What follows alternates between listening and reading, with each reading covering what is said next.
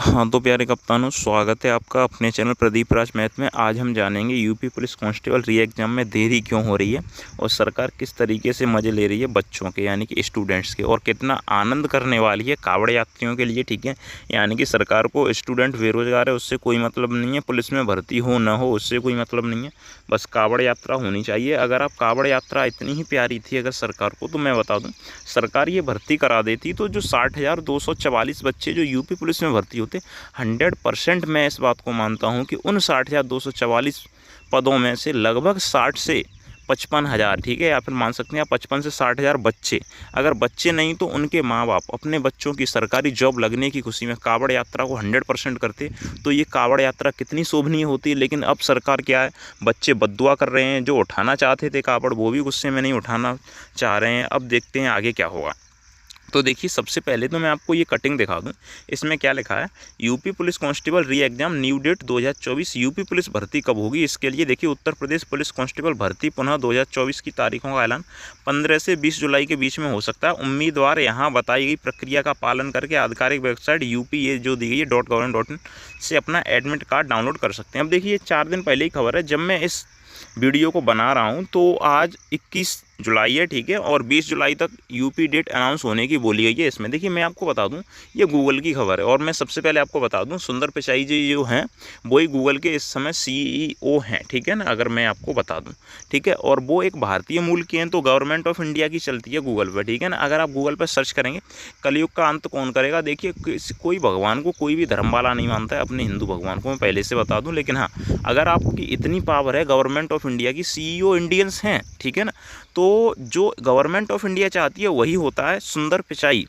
जी जो कि वर्तमान में गूगल के CEO हैं, ठीक है ना, वही, ठीक है ना, इस बात को गूगल पे ऐड करवाते हैं कि भगवान कल्कि उतर के हिंदू धर्म में, ठीक है ना, भगवान कल्कि उतर के इस कलयुग का अंत करेंगे। अब बताइए आपके पास इतनी पावर है, आप इतना सब कुछ चलवा सकते हो, ठीक है, तो आप क्या नहीं करवा सकते हो। आप गूगल पे इतनी गलत खबरें फैलवा रहे हो, तो इसका मतलब है हम किसको जिम्मेदार माने इस बात के लिए, सरकार को जिम्मेदार मान सकते हैं।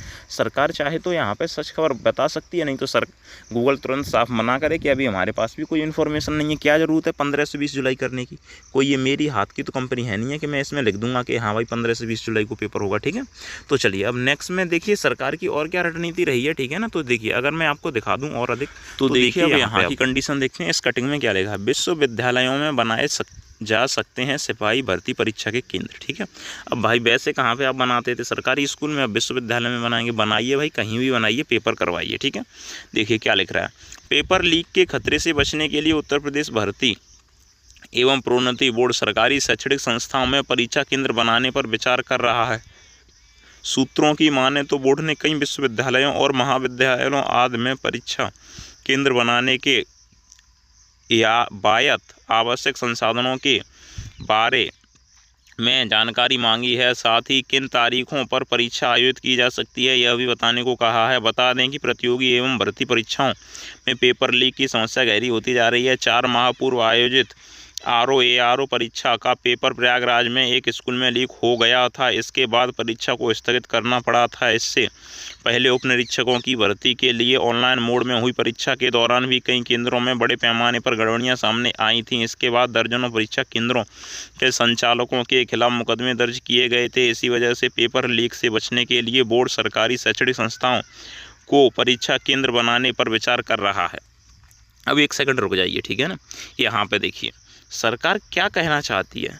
देखिए प्रयागराज में पेपर लीक हुआ था, उन्होंने सबका पेपर रद्द करवा दिया। मैं ये जानना चाहता हूँ कि अगर आपका एक हाथ ख़राब हो जाए, ठीक है ना, एक हाथ ख़राब हो जाए, मान लीजिए कुछ भी हो जाए, आपका एक हाथ कार एक्सीडेंट में इतना ख़राब हो जाए डॉक्टर को काटना पड़े, तो इसका मतलब डॉक्टर आपके हाथ को काट गया, आपको ही मार देगा। मुझे ये बताइए पहले, ठीक है ना। सरकार से मैं ये जानना चाहता हूँ कि ये जो अगर आपका हाथ ख़राब हो जाए, कुछ भी कमी हो जाए, जैसे मान लेते हैं कोई एक IAS अधिकारी है, ठीक है ना, मान लेते हैं जैसे अभी एक किसी का केस चल रहा था, नाम तो मैं किसी का लेना नहीं चाहूँगा खामखा, ठीक है ना, तो उसका जो केस चल रहा था उसके जो IAS बनने में, ठीक है ना, उसने अपनी दिव्यांगता को, ठीक है ना, दर्शाया था, जिससे उसने आरक्षण प्राप्त किया था दिव्यांगता को लेकर, मैं दिव्यांग हूँ, ठीक है ना, तो ये आरक्षण मिलना चाहिए UPSC में, तो इससे मिल गया। उसकी 800 से कुछ ऊपर रैंक थी, लेकिन उसे IAS का पद मिला था, क्यों, आरक्षण के चलते हुए, क्योंकि उसने दिव्यांग लिखवा दिया था। तो मुझे बताइए उस अकेले ने धोखा किया, तो क्या आपने सबको IAS पद से हटा दिया। मैं ये जानना चाहता हूँ, अगर प्रयागराज में पेपर लीक हुआ है तो आप टोटल और 48 लाख स्टूडेंट के पेपर को आप कैंसिल करवा रहे हैं। आप कोई भी भर्ती नहीं करवा रहे हैं। आप प्रयागराज में जितने भी स्कूलों में पेपर लीक हुआ उनका दोबारा पेपर कराइए ना।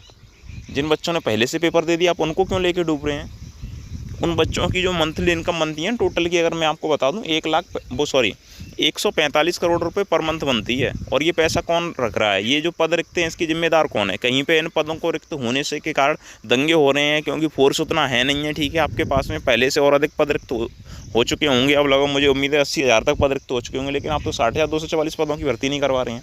तो क्या करेंगे आप? ये बच्चे क्या करेंगे? ठीक है ना, इसका सबका जवाब सरकार को देना पड़ेगा और देना चाहिए सरकार को। लेकिन सरकार हर चीज़ में देरी कर रही है, बस अपनी कावड़ यात्रा को निकलवाना चाहती है सरकार। कावड़ यात्रा निकलवाइए, हम भी कावड़ उठाना चाहते हैं। अगर हमारी नौकरी लग जाए, हमने भी भगवान से यही दुआ मांगी थी, लेकिन नहीं, सरकार ऐसा चाहती नहीं है कि जॉब लगे स्टूडेंट की। तो आगे क्या होगा देखते हैं। और हाँ, योगी जी का एक ये वायरल है, ठीक है ना, क्या वायरल नोटिस है। अब देखिए, इसको मैं पढ़ के आपको बता दूं तो आपको बड़ी खुशी होगी। देखिए क्या कह रहा है। आरक्षी नागरिक पुलिस के पदों पर चयन के लिए आयोजित परीक्षा 2023 को निरस्त करने तथा आगामी 6 माह के भीतर ही पुनः परीक्षा कराने के आदेश दिए गए हैं। परीक्षाओं की शुचिता से कोई समझौता नहीं किया जा सकता। युवाओं की मेहनत के साथ खिलवाड़ करने वाले किसी भी दशा में बख्शे नहीं जाएंगे। ऐसे अराजक तत्वों के खिलाफ कठोरतम कार्रवाई होनी तय है। जो पेपर लीक करा रहा है, आप उसके खिलाफ क्या कार्रवाई कर रहे हैं? हमें तो कुछ भी नहीं दिख रहा है। ठीक है, आप उनके खिलाफ कार्रवाई कीजिए, मत कीजिए। देखिए, आप मेरी बात समझिए। वो कहते हैं ना कि एक गुनहगार छूट जाए, मतलब ऐसे नहीं कहते हैं 100 गुनहगार छूट जाए, लेकिन एक बेगुनाह को सज़ा नहीं होनी चाहिए। लेकिन आपने 2-4 गुनहगारों के चक्कर में 60,244 बच्चों को आप सज़ा दे रहे हैं। और 60,244 मल्टीप्लाई अगर आप 7 कर देंगे ना, एवरेज ये मिडिल क्लास का लड़का होता है, इसकी फैमिली में 7 से 8 लोग होते हैं, तो 648 लगभग आप, ठीक है ना, मैं आपको बता दूं, लगभग आप 5 लाख लोगों के परिवार के साथ में खिलवाड़ कर रहे हैं। मैं आपको बता दूं, ठीक है ना, इतनी फैमिली हो सकती है, इतनी जनता के साथ आप खिलवाड़ कर रहे हैं। ठीक है, इतना टाइम हो चुका, आप भर्ती क्यों नहीं करा रहे? जिन्होंने पेपर लीक कराया उनको करने दीजिए, वो अपना काम कर रहे हैं, आप अपनी भर्ती कंप्लीट कराइए। क्यों इस चक्कर में पड़े हैं कि नहीं पहले उनको पकड़ेंगे तब जाके पेपर दोबारा छपेंगे, ये होगा? अरे भाई सरकार, मैं जानता हूँ आपके अंदर कितनी क्षमता है, लेकिन आप इतना सब कुछ करना नहीं चाहते हैं। प्लीज़ प्लीज़ प्लीज़ जल्दी से जल्दी इन स्टूडेंट की समस्याओं का समाधान करें। हमें जॉब चाहिए। आप जॉब नहीं निकालेंगे तो क्या होगा? वैसे भी इस समय जीडी में कट ऑफ 90 प्लस जा रहा है, ठीक है ना, 90% प्लस जा रहा है। अब बताइए, इतना कट ऑफ हाई हो रहा है, क्या करे बच्चा? जॉब है ही नहीं है, बस क्या करे? बेरोज़गार घूम रहा है। बेरोज़गार घूमेगा तो क्या करेगा? फिर पाकिस्तान की तरह भारत में भी आतंकवादी पैदा होंगे। क्यों? क्योंकि रोज़गार नहीं है। तो फिर बंदा क्या करना स्टार्ट करता है? यही करता है, ठीक है ना। जब रोज़गार नहीं होगा तो बच्चे गलत राह पर चलना स्टार्ट हो जाते हैं। ऊपर से घर वालों के ताने, एक पैसा जेब में नहीं है, घर वाले कहते हैं इससे अच्छा तो मर ही जा, तो मरने की जगह मारने ही निकल जाता है। क्या करे बच्चा? फिर प्रॉब्लम तो आती है ना। पाकिस्तान में क्या होता है, आतंकवादी ऐसे ही थोड़ी ना बनते हैं, सब पैसों का खेल है। पैसा टाइम से मिल रहा है तो कोई आतंकवादी बन रहा है, ठीक है ना। आतंक पैसा दे रहा है तो आतंकवादी बन रहे हैं, सरकार पैसा देगी तो सरकारी आदमी बनेंगी। सीधी बात है भाई, जो पैसा देगा उसके हिसाब से दुनिया चल रही है। ये बात गवर्नमेंट भी जानती है। अगर गवर्नमेंट को मेरी ये बात बुरी लग जाए तो गवर्नमेंट टैक्स लेना बंद कर दे। मैं मानता हूँ इस बात को, टैक्स लेना। तब तो ये बोल देते हैं कि टैक्स लेना गवर्नमेंट का हक है, तो जॉब देना गवर्नमेंट का हक नहीं है, ठीक है ना। जॉब देना गवर्नमेंट का वो काम नहीं है। नहीं, ये क्यों गवर्नमेंट का काम होगा? ये तो हमारा खुद का काम है। खैर, मैं अब इस पर ज़्यादा बहस करना नहीं चाहता हूँ, ठीक है ना।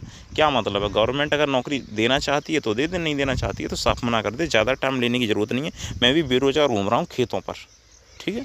चलिए फ़िलहाल के लिए हटाते हैं।